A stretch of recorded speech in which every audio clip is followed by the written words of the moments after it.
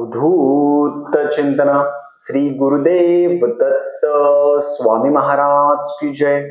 छत्रपती शिवाजी महाराज की जय. श्री स्वामी समर्थ. आज मी आपण जेव्हा सेवा करत असतो, गुरुचैत्र पारायण, नवनाथ पारायण, स्तोत्र असेल, मंत्र असेल, महाराजांची सेवा, दत्त महाराजांची सेवा, आपण सगळी सेवा करत असताना विशिष्ट व्यक्तीबद्दलच आपल्याला राग का बरं येतो? मनामध्ये राग उत्पन्न होतो. तो व्यक्ती समोर जरी आला तर खूप जण म्हणतात त्या व्यक्तीबद्दल आमच्या मनामध्ये राग निर्माण होतो. तर हा राग कशामुळे निर्माण होतो? हा रागाबद्दल आपल्या याच्याबद्दल मी आज पूर्ण माहिती सांगणार आहे. म्हणजे खूप जण असं म्हणतात की आम्ही खूप सेवा करतो तरी पण मग दुसऱ्याबद्दल आमच्या मनात राग का बरं येतो, त्याच्याबद्दल मी आज पूर्ण माहिती सांगणार आहे. चॅनलवर पहिल्यांदा आला असेल तर अवश्य सबस्क्राईब करा, म्हणजे येणारे नवीन व्हिडिओ श्री स्वामी समर्थ महाराजांचे गुरुचैत्राचे आणि नवनाथ पारायणाबद्दल माहिती भेटेल. मन असता पवित्र सदाकाळ वासावे श्री गुरुचैत्र. त्या युक्तीप्रमाणे आपण गुरुचैत्र पारायण कधीही करू शकता. आपण स्तोत्र वाचत असणार, स्तोत्र असेल, मंत्र असेल, गुरुचैत्र पारायण असेल, नवनाथ पारायण असेल, आपण महाराजांची खूप सेवा करतो.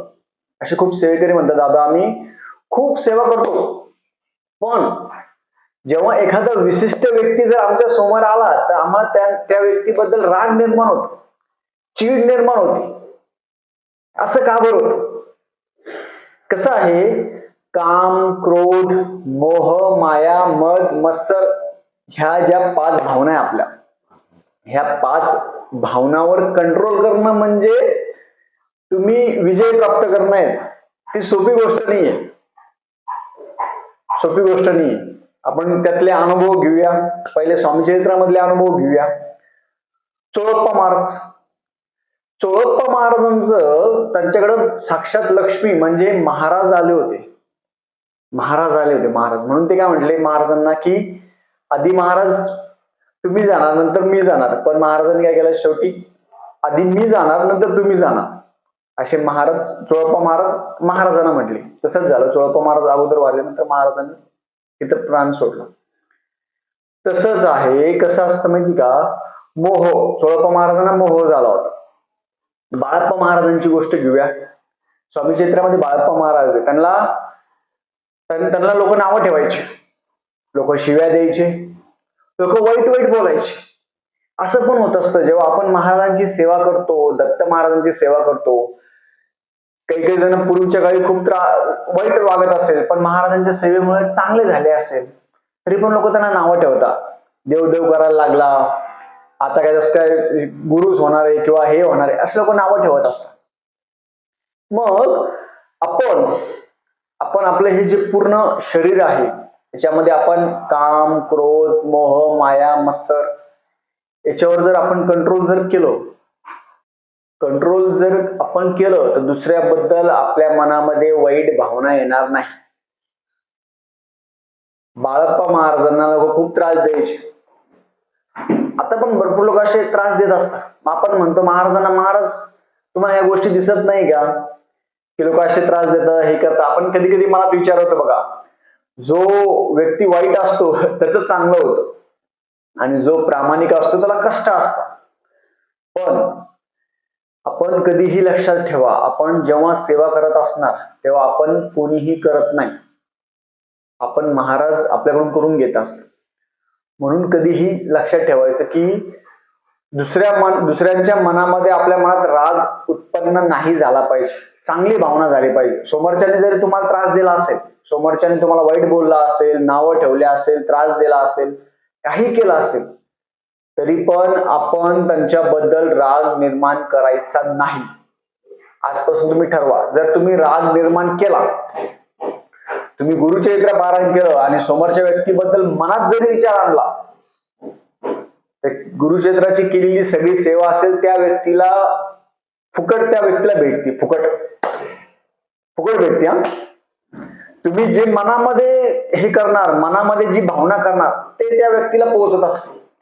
समजा आता भरपूर जण जे असे नावं ठेवत असेल, काही जणांना सवय नावं ठेवायची, याला नावं ठेव, त्याला नावं ठेव. जो निंदा करतो, जो निंदक असतो, जो निंदक ऐकतो, दोघं व्यक्ती असतात. तुम्ही जर त्या व्यक्तीला जर काही सेवा करत असणार समजा तुम्ही, आणि त्या व्यक्तीला जर नावं ठेवत असाल काही, तर त्या व्यक्तीला फुकटमध्ये फ्री मध्ये तुमचं पुण्य त्या व्यक्तीला भेटत असतं. आणि जर तुम्ही त्या व्यक्तीला रागराग करत असणार तर तुमचं जे केलेली सेवा आहे ती सगळी त्या व्यक्तीला भेटत असते. म्हणून आपण म्हटलेलं आहे गुरुचरित्रामध्ये पण वर्णन आहे, सगळ्या गोष्टी स्वामी चरित्रामध्ये पण वर्णन आहे की मोह माया राग लोभ सगळं आपल्या सगळ्या ज्या गोष्टी आहे ना त्या एकत्र ठेवायच्या. निंदा आणि स्तुती हे सम ठेवायचं, सम.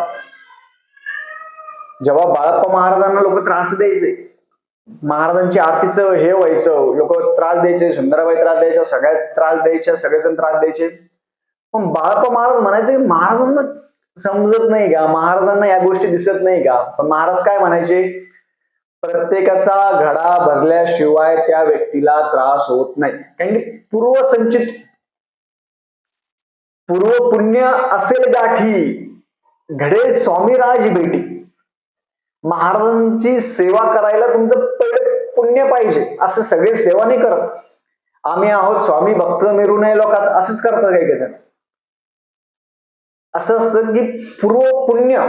महाराज काय म्हणतात, बाळप्पा महाराजांना म्हणता की सुंदरबाई एवढे त्रास देते महाराज, मग तुम्ही कायावर नाही काही करत. तर महाराज काय म्हणता की तिचं पूर्वसंचित चांगले, ज्या दिवशी तिचं पूर्वसंचित संपेल त्या दिवशी तिला हात आणि पायाला बेडा पडतील. असे खूप जण बघतात, मंदिर असेल हे असेल त्यांना काय वाटतं आमच्याच बापाचं आहे, मंदिर असेल असे भरपूर जण आपण महाराजांच्या ठिकाणी बघतो आपण, ते त्यांना वाटतं नाही आमचंच आहे. तसं नाहीये.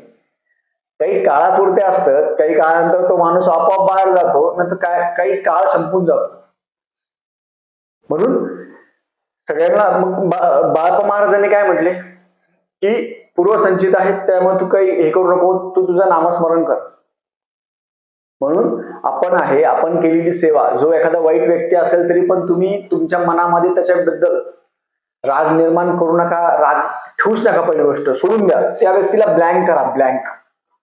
तो व्यक्ती तुमच्या समोर नाहीये असं करा, अनोळखी व्यक्ती आहे असं समजून तुम्ही त्याच्याशी बोला. नाही बोलायचं असेल शांत राहा. मौन हे सगळ्यात पवित्र आहे. काही बोलायचं नाही, शांत राहायचं, काहीच त्याला बोलूच नका काहीच. आणि त्याच्याबद्दल चांगलं बोलू नका ना वाईट बोलू नका. काय होतं, तुम्ही सेवा करता, स्तोत्र मंत्र करता, गुरुचरित्र पारायण, नवनाथ पारायण सगळ्या गोष्टी करता आणि केलेली सेवा आहे ना तर समोरच्या व्यक्तीला तुम्ही फुकट देता. समोरचा व्यक्ती तुमचं नाव पण घेत नाही, तुम्हाला विचारत पण नाही, काही संबंध पण नाही, तरी पण तुम्हाला तो व्यक्ती समोर आला की तुम्हाला राग निर्माण होतो. तो मनातला जो राग आहे तो पूर्णपणे काढून टाका. मनामध्ये रागच नाही ठेवायचा. काही समोरचा व्यक्ती आपल्यासाठी अनोळखी, आपण बोलायचं नाही, आपण काहीच नाही, मनामध्ये चांगलं नका ठेवू आणि वाईट नका ठेवू. आणि निंदा आणि स्तुती एक गोष्ट लक्षात ठेवा, निंदा आणि स्तुती दोन्ही समान ठेवा. लोकांनी तुम्हाला निंदा करू, लोकांनी तुम्हाला नावं ठेवू, लोकांनी काही करू, लक्ष द्यायचं नाही. स्तुती, लोकांनी तुम्हाला खूप स्तुती करू, स्तुती जर केली ना तर माणसाची अधोगती होत असते. मला पण पहिले लोक असे नावं ठेवायचे, काय महाराजांचे व्हिडिओ करतो काय, पण आज तेच लोक म्हणतात बाबा दादा हे व्हिडिओ करा, ते व्हिडिओ करा, ते व्हिडिओ करा, हे या गोष्टी असतात.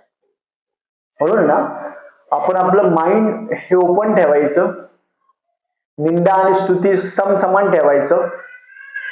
तुम्ही कोणाचीही सेवा करत असणार तर आपलं मन स्थिर ठेवा. दुसऱ्याबद्दल वाईट भावना, दुसऱ्याबद्दल वाईट विचार मनात पण आणू नका. स्वप्नात तर वेगळी गोष्ट आहे, मनात पण दुसऱ्याबद्दल वाईट विचार आणू नका. जर दुसरा व्यक्ती तुमच्याबद्दल वाईट विचार आणत असेल, विनाकारण तुम्हाला त्रास देत असेल, त्याला जशास तसं उत्तर द्या. असं नाही मी म्हणणार की मग तुम्ही शांत राहा, असं नाही. जशास तसं उत्तर द्यायचं, क्रियेला प्रतिक्रिया द्यायची, बरोबर. फक्त निंदा करायची नाही, हे करायचं नाही, रागराग करायचं नाही, आपली चिडचिड होऊ द्यायची नाही. आपण आपलं स्वतःला शांत ठेवलं पाहिजे. लोखंड जेवढा गरम असतो तेवढा घातक असतो. लोखंड जेवढा शांत असतो त्याला कोणीही काही करू शकत नाही. म्हणून तुम्ही ना कधीही शांत राहायचं. ज्याला जास्त किंमत असती तो व्यक्ती खूप शांत असतो. तो प्रतिक्रिया लवकर देत नाही. चिल्लर खूप आवाज करते, चिल्लर असते ती खूप खन खन खन खन खन, आणि नोट असते 500ची नोट असेल, 1000 2000ची नोट असेल, 100 रुपयाची नोट असेल, ती शांत असते. आपली किंमत आपण स्वतः वाढवावी.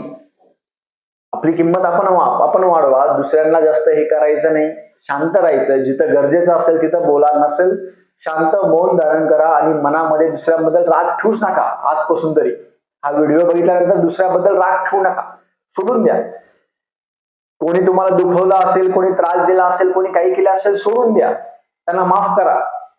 माफ करून आजपासून चांगलं जीवन जगायचं. दुसऱ्याबद्दल चांगले विचार करू नका ना, वाईट विचार काही नाही. आपण आपल्या लाईफ मध्ये बिझी राहा. खूप लोक यांना डिप्रेशन घेतात, झोपण्याच्या गोळ्या खाता हो, असे काही काही फोन आलेले मला. म्हणून हे सोडून द्या.